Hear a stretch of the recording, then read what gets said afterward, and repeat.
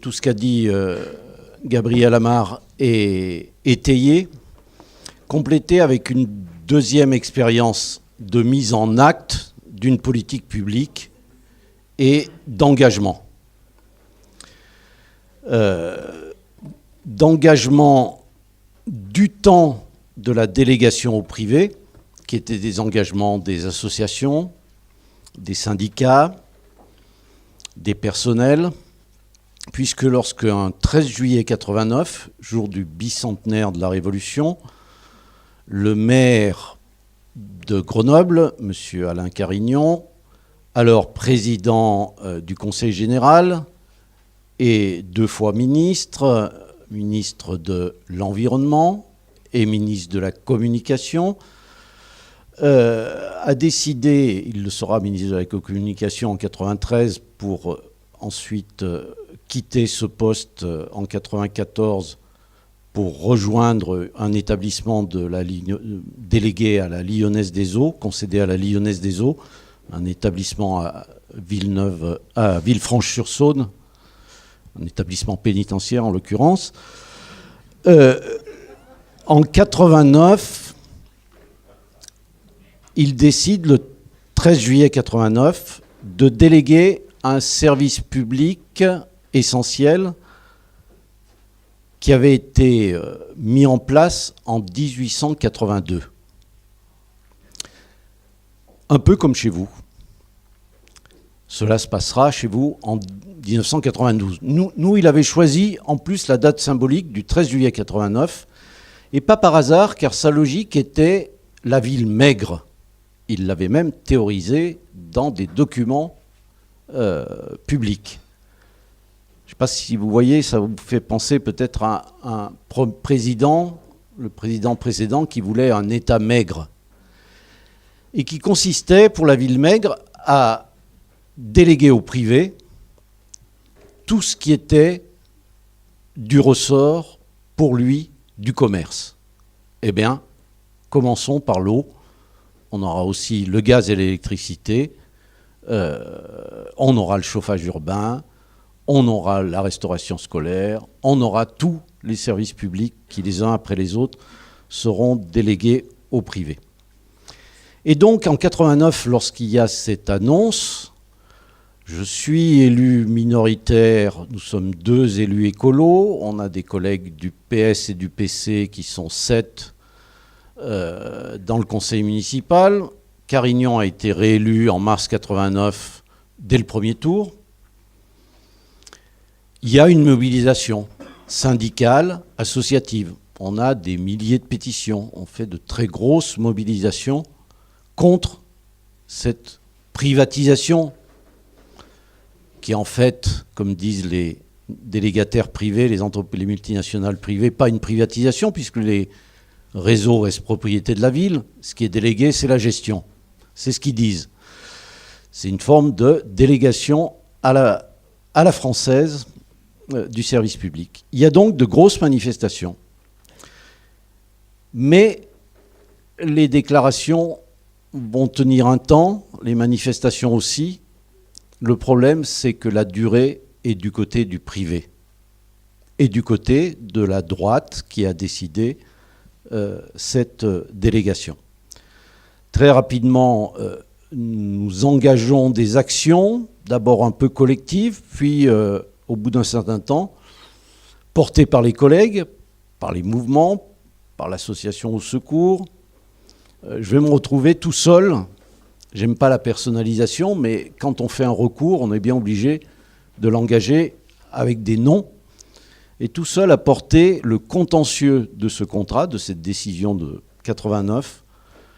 Et il faudra attendre 1997 pour que le Conseil d'État annule la décision de délégation de 89. 97. Motif, le maire a trompé l'Assemblée délibérante, les conseillers municipaux, sur la portée des décisions qu'il avait proposées. Donc, la durée, premier élément, elle est du côté du privé, elle n'est pas du côté du public. Et il faut être attentif à ça. Il peut y avoir des manifestation, et puis après, il faut tenir dans la durée.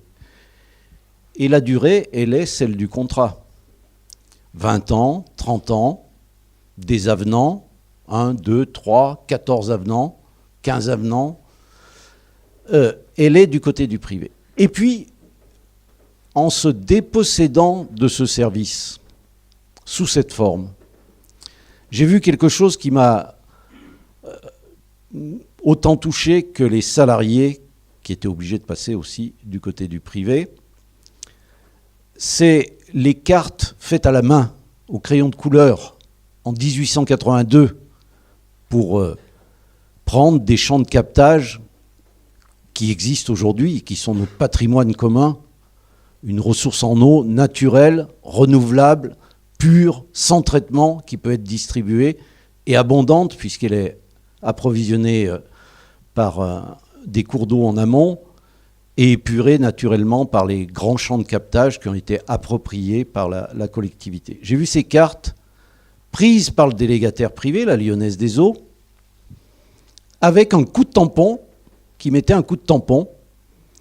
Pas Lyonnaise des Eaux, non, parce qu'ils ont une forme de travail de proximité. Ça s'appelait Compagnie Générale des Eaux du Sud-Est. Ici, ça s'appelle Stéphanoise des Eaux. À Avignon, c'est l'Avignonnaise des Eaux. Et donc, cette appropriation du patrimoine s'est effectuée simultanément à la disparition de tout service dans la collectivité pour ce service public de l'eau.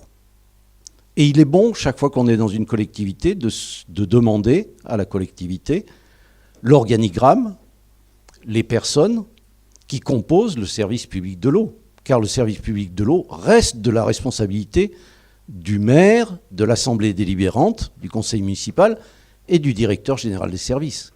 Quelle est la composition de ce service ? Je résume parce qu'il faut être bref,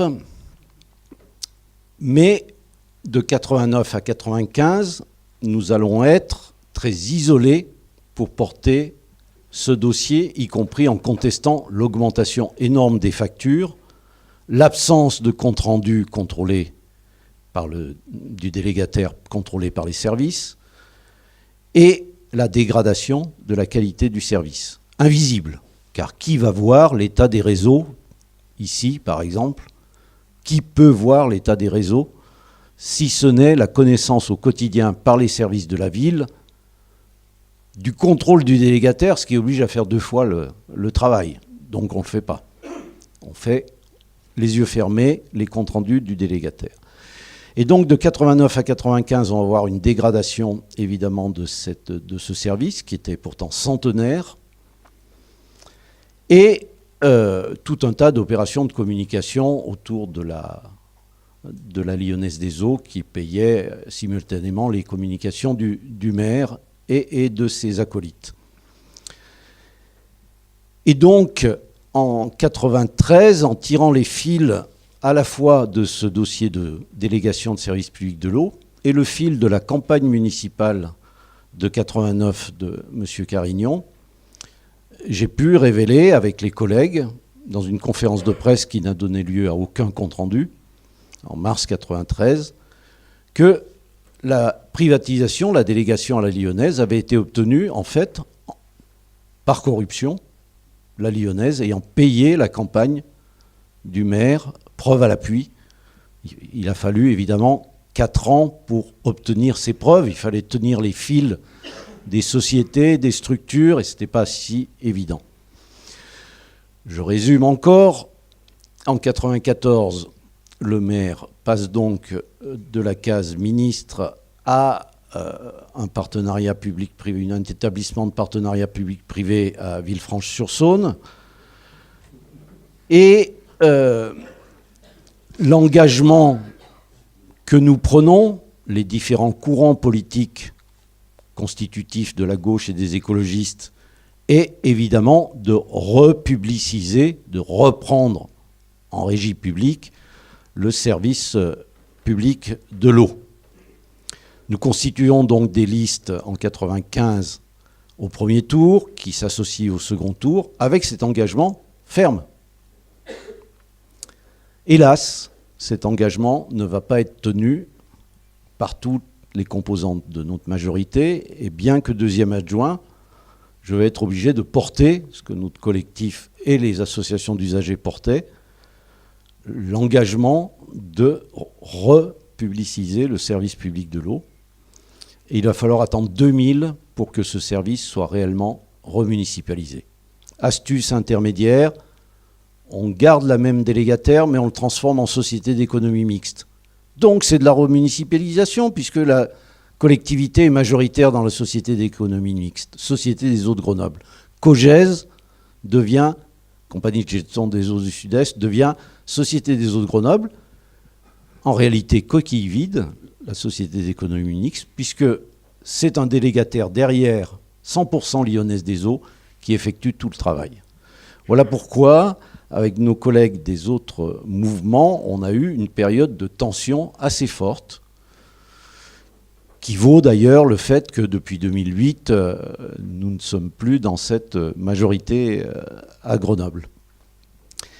Et donc c'est cette expérience qui est importante, car elle me permet de vous dire que j'ai un compte caché, je choisis Saint-Étienne pour l'annoncer, j'ai un compte caché de 90 millions d'euros qu'il faut que je vous révèle aujourd'hui, car il n'a pas été rendu public, hélas, dans les déclarations des élus et dans mes déclarations. Ces 90 millions d'euros, c'est ce que nous avons fait économiser aux usagers de l'eau de Grenoble de 2000 à 2008, depuis la remise en place d'une régie publique. C'est un compte caché, car ça ne se voit pas. Des économies, ça ne se voit pas. C'est un compte caché parce que, normalement, c'était de l'argent qui était dans les profits du délégataire, s'il avait continué la délégation. Nous avons arrêté en 2000, définitivement. Et donc, il pouvait évidemment être en Suisse ou ailleurs, tout à fait légalement, parce que le délégataire, ses profits, la lyonnaise, elle a des filiales un peu partout dans le monde. Mais comme le disait Gabriel tout à l'heure, il faut commencer par la qualité avant de parler du prix. Et donc, ce qui est intéressant dans notre expérience, non pas pour donner des leçons, mais pour servir de point d'appui, c'est qu'à Grenoble, nous avons démontré l'intérêt de la reprise de contrôle plein et entier du service public de l'eau. D'abord par la qualité. Alors, vous êtes loin, mais ça se voit gros comme une maison. En bleu, ce sera la période 89-95. En vert, je n'allais pas mettre du rouge, sinon ça allait apparaître comme étant dangereux. Vous savez, le drapeau rouge, c'est dangereux. Donc j'ai mis du vert pour la période 2000-2008. Après, on n'est plus aux commandes de ces dossiers. J'ai été, jusqu'en 2008, vice-président chargé de l'assainissement et des eaux pluviales au niveau de la communauté d'agglomération, 400 000 habitants à Grenoble. Le président à l'époque était Didier Migaud. Et administrateur, j'avais passé la main à un collègue plus jeune pour passer le relais, administrateur de la régie publique de l'eau, la régie des eaux de Grenoble pour la partie eau. Car chez nous, on a l'assainissement communautaire et l'eau municipale. Et donc, la première chose à voir, c'est avant-après. Les flèches, c'est le schéma d'en haut. Hein. Avant du temps du privé, après du temps du public, nous faisons 3 fois plus d'entretien, renouvellement sur le même service. La lyonnaise ne peut pas dire « Oui, mais c'est pas la même chose. À Grenoble, vous avez de l'eau naturellement pure. Il n'y a pas besoin de l'ozoniser ou de la traiter avec de l'aluminium comme à Saint-Étienne. » Oui, mais depuis 1882, c'est comme ça. Mais pour que depuis 1882, ça soit comme ça, il faut assurer l'héritage et le porter dans l'avenir pour le siècle suivant. Nous travaillons là sur des siècles et non pas sur 6 ans d'un mandat ou sur 20 ans d'un contrat. Nous faisons 3 fois plus d'entretien renouvellement, 10 ans privé, 10 ans de public, même plus maintenant, c'est la preuve en acte. Et donc, on doit se dire, mais le prix doit augmenter. Eh bien, voici la courbe du prix en bleu privé. Vous ne voyez pas le bleu, mais regardez ce qui monte, c'est le privé, ça augmente. Et ensuite, vous voyez la baisse à partir de la reprise de contrôle, 20% moins cher que du temps du privé, en euros constants, et même 50% moins cher que ce que ça aurait été si ça continuait. Car, et là il faut que je mette le micro sous la manche, la courbe du privé, elle aurait été la suivante. Privé, ça monte, ça monte, ça montait, et ça montait jusque là. Donc 2 fois plus cher qu'actuellement. Tel était ce qui était prévu. Et les 90 millions, ils sont où, cachés? Ils sont là, dans cette partie-là, qui aurait constitué, là, et puis dans cette partie-là, qui a constitué les surprofits cachés. Car dans les comptes, comme à Saint-Étienne, la Lyonnaise, chez nous, enfin, vous aviez la Lyonnaise et Veolia, maintenant ils se sont séparés pour que ce soit que Veolia, avait des comptes déficitaires. Le délégataire avait été en déficit à Grenoble. En réalité, quand on est allé revisiter, que ce soit l'eau de Grenoble, que ce soit le contrat assainissement avec Didier Migaud, on s'est aperçu que ce qui était déficitaire était largement bénéficiaire. Surfacturation, double facturation. Là où pour une installation, on nous disait il y a 40 personnes, quand on allait voir, il y en avait 30. 10 personnes par an pendant 25 ans, vous en faites des millions comme ça de surfacturation. Donc voilà le résumé. Et puis, comme on n'a pas encore un État qui prend en charge ce service public sérieusement, les seules données sont des données des délégataires. En France, il n'y a pas d'information des élus sur la comparaison des services publics de manière raisonnée et raisonnable. Vous savez qu'il y a un scandale avec l'Office national de l'eau qui s'est révélé ces derniers temps. J'avais fait en 2005, j'attends que des services de l'État le refassent, mais ils ne sont pas amenés à le faire, on ne leur demande pas. Le préfet de la Loire ne fait pas d'analyse comparative sur les différents modes de gestion des services. On ne lui a pas demandé. Il reçoit les rapports annuels des maires, il les met dans un tiroir. S'il ne le reçoit pas, le rapport annuel, il n'y a pas de sanction et il n'y a pas d'analyse de ces éléments. Et en plus, là où il y a des délégations, les rapports annuels des maires, c'est ni plus ni moins que le copier-coller du rapport du délégataire avec un coup de tampon du maire. Parfois, ils ont même le titre Veolia. C'est marqué Veolia dans le rapport annuel. Alors que ça devrait être le maire et les services de la ville. Évidemment, ce n'est pas le maire, ce n'est pas les élus qui sont en cause. Hein. Les élus, ce n'est pas eux qui font le travail, c'est les services. Mais il faut qu'ils aient des orientations pour ça. Et donc, j'avais fait la comparaison que vous avez en bas sur toutes les villes de plus de 100 000 habitants en France, en téléphonant à chacune d'entre elles. Alors, il y a des fois où c'est compliqué. Hein. Vous téléphonez à la ville en disant « je voudrais avoir le responsable du service public de l'eau ».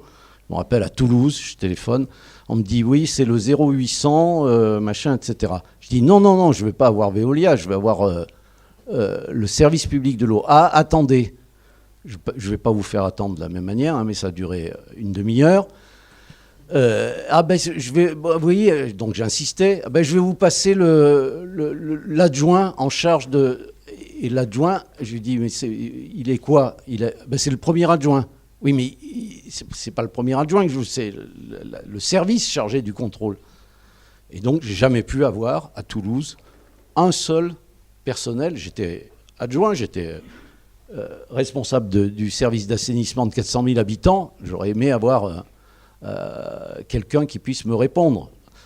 Et l'adjoint, évidemment, m'a répondu que lui, il avait le rapport annuel du délégataire et qu'il ne pouvait pas me dire grand-chose parce qu'il n'y avait pas encore, ils étaient en train de réorganiser les services, mais il n'y avait pas de service en charge de...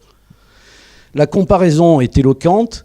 Ce sont les prix vert des services publics, réellement publics, et en bleu haché à droite ou à gauche pour la Lyonnaise, à gauche pour Veolia, et au milieu, quand ils sont tous les deux, les services délégués au privé. On a donc une comparaison qui est confirmée là par des études nationales, quand même, que le coût des services publics, même pour les villes de plus de 100 000 habitants, ce qui n'est pas un petit service, repris en contrôle direct, sont moins chers et en règle générale de meilleure qualité. Reprendre en public, ça ne veut pas dire que c'est tout cuit et que c'est obligatoirement de meilleure qualité. Hein, il faut le vouloir, il faut mettre en œuvre ces éléments. Alors comme il ne faut pas qu'on monopolise la parole parce que vous allez évidemment avoir à discuter surtout de vos enjeux locaux, je regarde quand même une seconde si je n'ai pas oublié des points importants. Il y a un texte que j'ai donné à Nicolas qui est disponible sur l'intérêt de la remunicipalisation, de la reprise de contrôle public à travers notre exemple de Grenoble et qui est disponible, que vous pouvez vous transmettre par mail. Oui, j'ai oublié juste deux choses, et je m'arrête. La première, c'est qu'on est quand même dans une situation dans laquelle il faudrait qu'on ait une assemblée de gauche et écologiste à l'Assemblée nationale et au Sénat. Car le service public de l'eau est considéré par le législateur comme un service public industriel et commercial. Donc on dit, l'eau c'est un bien commun de la nation, l'eau c'est pas une marchandise, et d'un autre côté, on dit le service public de l'eau, c'est commercial. Ça a son importance, car ça veut dire qu'on ne peut pas inclure des tarifs sociaux. Si vous êtes avec un service public administratif, la restauration municipale par exemple, la restauration scolaire, vous pouvez fixer un tarif en fonction des quotients. Et vous pouvez ne pas faire payer l'intégralité du coût du service par l'usager. Donc là, il y aurait à changer quelque chose structurellement par le législateur. Deuxième remarque que j'ai oubliée, c'est que pour ma part, pour avoir travaillé quand même pendant 19 ans sur ce dossier, je respecte et au contraire, j'ai tout intérêt, avec mes collègues, avec les services, à ce que nous ayons des entreprises publiques compétentes avec lesquelles on passe des marchés publics. J'ai représenté en délibération au conseil de communauté ou à la régie de l'eau de Grenoble, des marchés publics avec, y compris des filiales de la Lyonnaise, lorsque leur offre était la plus intéressante économiquement pour la collectivité. On n'a pas, à Grenoble, sous prétexte qu'on est une régie publique, on n'a pas d'usine de fabrication de canalisation. Par contre, on a acquis par marché public les logiciels informatiques. On acquiert par marché public les compteurs. On ne les fait pas payer 10 fois, comme dans les contrats de délégation, parce qu'ils sont imputés en provision pour renouvellement, elles-mêmes indexées sur des taux d'emprunt qui, quand on a récupéré le dossier, étaient des taux d'emprunt à 17% et des marges à 30% sur les marchés passés avec les sous-traitants. Ça ne se voit pas dans les rapports annuels. Ça ne se voit pas s'il n'y avait vraiment pas une volonté de contrôler. Donc la place pour le privé, elle est entière. Avant-dernier point, les personnels, et il faut le dire parce que Gabriel l'a dit pour ce qui le concerne, en Essonne, nous, à Grenoble, nous avons repris des personnels de la Lyonnaise des Eaux ou des personnels détachés, fonctionnaires avant 89, qui avaient été détachés à la Lyonnaise des Eaux lors de la privatisation à la Carignan. Ces personnels sont aujourd'hui en place depuis plus de 10 ans. À la Régie des Eaux de Grenoble, une centaine de personnes. À la Régie assainissement de l'agglomération, une centaine de personnes. Comment se fait-il que cet exemple, c'est pas exemplaire, hein, c'est l'exemple au sens de la preuve, en acte, ne soit pas valorisé y compris par les syndicats qui savent que c'est mieux pour les personnels de travailler enfin entièrement pour le service public et non pas avec des contraintes qui étaient des contraintes du délégataire privé, des contraintes de logique de profit, voire d'entourloupe du genre le laboratoire qu'on nous facturait 3 fois parce qu'en réalité, le même laboratoire facturait les contrôles de l'eau de Grenoble et aussi ceux des autres délégations que la lyonnaise avait. Donc, de ce point de vue, il suffit de prendre contact. Il suffirait. Car là, moi, je suis un peu acerbe à ce niveau-là. Et je ne comprends pas pourquoi il y a une telle réticence à faire ce qu'ont fait Gabriel Amar et ses collègues, de prendre contact avec les services publics et avec les employés du service public qui sont sous statut privé. Moi, j'ai renégocié en tant que vice-président, président du conseil d'exploitation de la régie assainissement, j'ai renégocié le contrat d'entreprise, l'accord d'entreprise que j'ai repris en tant que responsable de la Lyonnaise des Eaux, des personnes de la Lyonnaise des Eaux, et qu'on a renégocié au mieux dans l'année suivante, c'est-à-dire en améliorant les choses. Par contre, j'ai jamais dit ça sera la même chose. J'ai toujours dit personne n'y perdra, et ils y ont même gagné. Pourquoi ? Parce qu'on n'a plus, certes, les colonies de vacances de la Lyonnaise des Eaux. Les personnels de la régie d'assainissement ou de la régie des eaux de Grenoble, ils ne peuvent pas avoir ce qu'ils avaient en propre de la Lyonnaise des Eaux. Par contre, ils ont le droit aussi à des bons, à des éléments qui sont du ressort de l'accord d'entreprise, et accord qui a été renégocié avec eux et entièrement avec les personnels qui ont été entièrement d'accord. Et le dernier point que je voulais dire, car il ne le dira pas vu qu'il est concerné, c'est que ce travail se heurte parfois à certains désagréments. C'est un mandat d'élus, les élus ne sont pas rémunérés et ils n'ont pas un travail, ils ont une fonction publique et ils sont indemnisés. Mais il a quelques désagréments, car dans les régies publiques, il n'y a pas de jetons de présence et il n'y a pas de rémunération des élus. Mais pire, quand on fait ce travail, et que comme avec Gabriel ou Anne Lestrade qui a repris le contrôle de l'eau de Paris, autre bon exemple, quand on fait ça, on se heurte parfois à des officines dont l'instruction pourra montrer, dans le cas de Gabriel Amar, qu'elles ont été payées par des gens intéressés à la privatisation, à la délégation du service public de l'eau. Et comme vous le savez, une instruction judiciaire est en cours sur les menaces dont Gabriel, ou les formes de pression dont Gabriel a été l'objet à travers une officine qui a essayé de le déstabiliser, y compris à travers des sites en apparence très écolos, très de gauche, très machin, qui parlaient en général de l'eau et en particulier de la mauvaise décision prise dans les lacs de l'Essonne. Donc c'est un point sur lequel il n'y a pas obligatoirement tout à gagner du point de vue de l'élu, sauf les 90 millions d'euros de mon compte caché dont je vous ai parlé tout à l'heure. Voilà, merci.